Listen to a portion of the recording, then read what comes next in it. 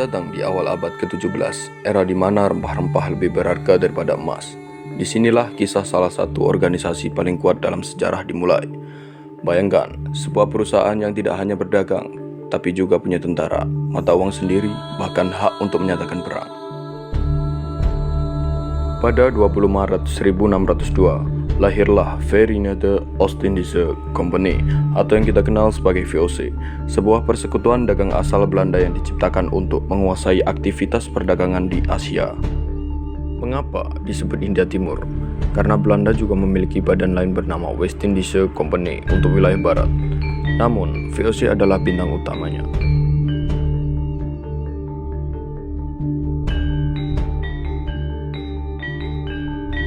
VOC bukanlah perusahaan biasa.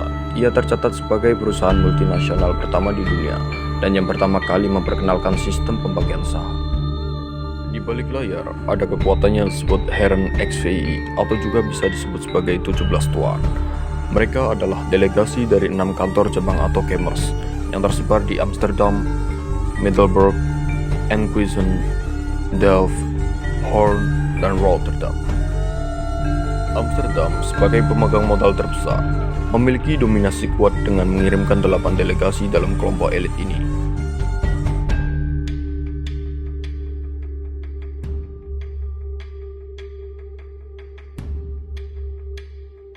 Apa yang membuat VOC begitu ditakuti?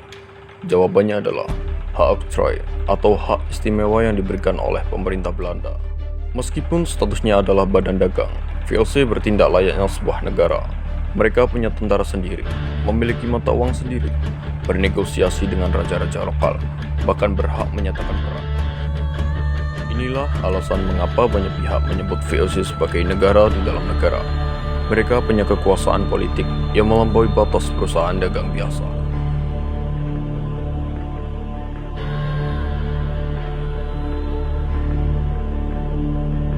Ambisi utama VOC adalah salah satunya monopoli rempah-rempah. Untuk mencapainya, mereka tidak ragu menggunakan cara-cara keras. Mereka menerapkan strategi seperti perjanjian paksa dengan penguasa lokal hingga hak ekstirpasi, yaitu perintah untuk memusnahkan tanaman rempah agar harganya tetap tinggi di pasar dunia.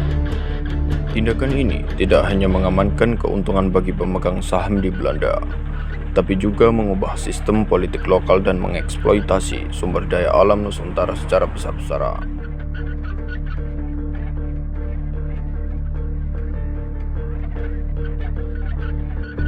Penelitian tentang VOC membantu kita memahami akar kolonialisme di Indonesia. Ini bukan sekedar tentang perdagangan, tapi tentang bagaimana sebuah entitas ekonomi mampu mendominasi sebuah wilayah luas dan mengubah sejarah selamanya. Warisan VOC masih bisa kita rasakan dalam pembentukan sistem ekonomi modern di dunia. Namun, di sisi lain, ia menyisakan luka dalam sejarah kesejahteraan masyarakat Indonesia pada masa itu. Demikianlah kisah berdirinya sang raksasa VOC.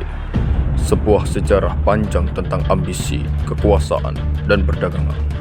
Saya atas nama Akmal Fardan Junior, mewakili kelompok 5 dari SMK Penerbangan Dharma Wirawan Sidoarjo. Pamit undur diri. Adios. Semoga bermanfaat. VOC bukan sekedar perusahaan. Ia adalah eksperimen pertama di dunia tentang keserakahan yang terorganisir. Sebuah negara di dalam negara yang lahir dari tinta perjanjian dan mati dalam genangan darah. Mereka membawa rempah ke meja makan Eropa, namun meninggalkan aroma mesiu dan kepunahan di tanah Nusantara. Atas nama efisiensi dan laba, kemanusiaan dikesampingkan, ribuan nyawa di Banda, pengkhianatan di tanah Jawa, dan perbudakan yang dilegalkan. Semua dianggap sekedar biaya operasional. VOC akhirnya runtuh, dimakan oleh korupsi yang mereka ciptakan sendiri. Namun, jangan salah sangka, ia tidak benar-benar pergi. Ia hanya berganti kulit. Ia mewariskan sebuah sistem di mana angka seringkali dianggap lebih berharga daripada nyawa manusia. Sejarah tidak hanya untuk dikenang, tapi untuk diwaspadai. Karena kita sebuah entitas menjadi terlalu besar untuk gagal. dan keuntungan menjadi satu-satunya Tuhan yang disembah, maka monster yang sama akan selalu menemukan jalan untuk lahir kembali.